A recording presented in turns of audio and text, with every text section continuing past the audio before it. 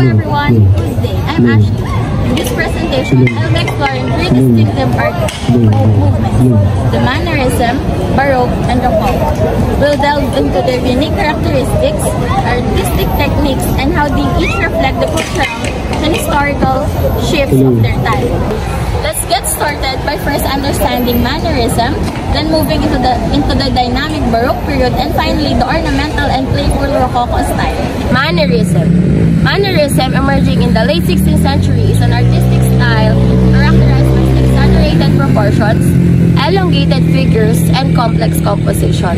It reacted against the balanced harmony of high Renaissance, favoring distorted perspectives, unnatural poses, and vivid colors to create a sense of tension and elegance. Mannerist artists like Parmigiano and Pontormo emphasizes artificiality and redefined elegance, focusing more on style and emotion than on realistic representations. The Burial of the Count of Orgaz by El Greco. El Greco, born in the Mexican created the Byzantine style before moving to Venice and Rome, where he absorbed Renaissance techniques. He later settled in Spain, developing his unique style marked by dramatic lighting, expressive forms, and a blend of realism and mysticism. The Burial of Count of Orgaz by El Greco, 1586, is divided into two distinct sections: the earthly and the heavenly. The lower half shows the Count's funeral, where Saint Stephen and Saint Augustine appear miraculously to lay him to rest. The figures are painted in realistic style, emphasizing the somber atmosphere. The upper half contrast depicts a vision of heaven with elongated, swirling forms and vivid colors. Christ, the Virgin Mary, and St. John are positioned at the top, welcoming the Count's soul. The stark contrast between the realism below and the spiritual transcendence above symbolizes the union of heaven and earth. Madonna with a long neck, painted by Parmigiano around 1535 to 1540. It is a notable example of Mannerism art. The Virgin Mary has an unusual long neck, symbolizing grace and spiritual. The soft color and light enhance her elegance, while the background adds depth, creating unique and expressive style.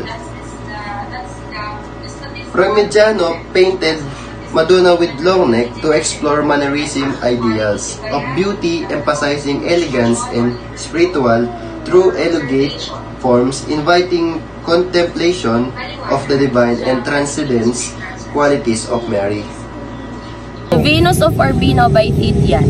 Titian, also known as Tiziano Veselio, a leading figure of Venetian Renaissance, was known for his mastery of color, use of light, and ability to depict texture. His work blends sensuality and idealized beauty, influencing generations of artists. He was a court painter for European nobility, which elevated his status and solidified his legacy as one of the greatest painters of his time. The Venus of Urbino, 1538 by Titian, is a sensual portrayal of a reclining nude woman, symbolizing both sensuality and marital fidelity. The figure gazing directly at the viewer, creating an intimate and confident atmosphere. Her soft, naturalistic skin tone contrasts with the rich, vibrant color of the drapery and background. In the back, a maid and a young girl search a chest, symbolizing domestic life, while the dog at her feet signifies his loyalty. First, we're going to explain the Baroque period, okay? So, the Baroque period, late 16th to early 18th century, is known for its dramatic art, architecture, and music. Originating in Italy, it features strong contrast of light and shadow, dynamic design, and rich decoration. This style aimed to evoke emotions and express power, greatly influencing Western culture. Ecstasy of the Saint Teresa, sculpted by Lorenzo Bernini between 1647 to 1652. It is a famous Baroque artwork in Corno Chapel, Rome. It shows Saint Teresa experiencing divine joy as an angel tears in her heart. The sculpture emphasizes movement and emotion, highlighting Baroque art focuses on in spiritual Bernini created Ecstasy of Saint Teresa to convey profound spiritual experience, blending emotion and drama. The sculpture reflects Baroque ideals, inviting viewers to engage with the divine and experience devotion. Girl with a Pearl Earring by Johannes Vermeer. Johannes Vermeer, a Dutch Baroque painter, was known for his meticulous technique, masterful of light, and depictions of domestic interiors. Working primarily in Delft, he produced relatively few works, yet his ability to capture serene, intimate moments made him one of the most revered artists of the Dutch Golden Age. Girl with a Pearl Earring, 1665 by Johannes Vermeer, is a portrait of a young girl turned toward the viewer, wearing an exotic turban and a large pearl earring. The composition is simple yet captivating, with her direct gaze and slightly parted lips suggesting an air of mystery. The sort of soft light highlights her face and contrasts with a dark, plain background, creating a three-dimensional effect. The pearl earring, rendered with a single bathrobe, draws attention and symbolizes purity. Our next painting is Judith Beheading Holofernes, painted by Artemisia Gentileschi around 1618 to 1620. This shows the biblical story of Judith saving her city by beheading the Assyrian general Holofernes. The painting captures a dramatic moment which color and strong lighting, highlighting female strength and empowerment in a male-dominated society. Artemisius painted this because to empower and resilience, reflecting her own struggle. The artwork symbolizes virtue triumphing over tyranny, challenging society norms, and showcasing women's strength. Parang ang pinapakita lang po dito sa painting is yung may strength din po yung mga babae na kung ano po yung kayang gawin ng lalaki is kaya din po gawin ng mga babae. Yun lang po yung example doon. Kaya po nagawa ni Artemisius yung painting po. Las Meninas by Diego Velázquez. Diego Velázquez was a leading Baroque painter and the court artist to King Philip IV of Spain, renowned for his realistic portraits and mastery of light. He was instrumental in elevating Spanish portraiture and influencing later artists such as Goya and Picasso through his innovative techniques and psychological depth. Las Meninas, 1656 by Diego Velázquez, is a complex and enigmatic painting set in a royal place of Madrid. It depicts the young Infanta Margarita surrounded by her ladies-in-waiting, a dwarf, and a dog.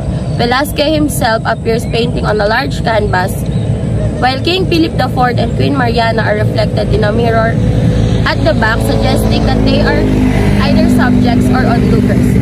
The use of perspective, lighting, and the interplay of pixels create a dynamic, almost cinematic composition that blurs the line between reality and art. This is the last painting, The Night Watch, painted by Rembrandt van Rijn in 1642. It's a famous example of Dutch Baroque art. It shows Captain Frank Banningcock and his militia getting ready for a parade. The painting features rich color and strong contrast, symbolizing civic pride and community defense, with a young girl holding a flag.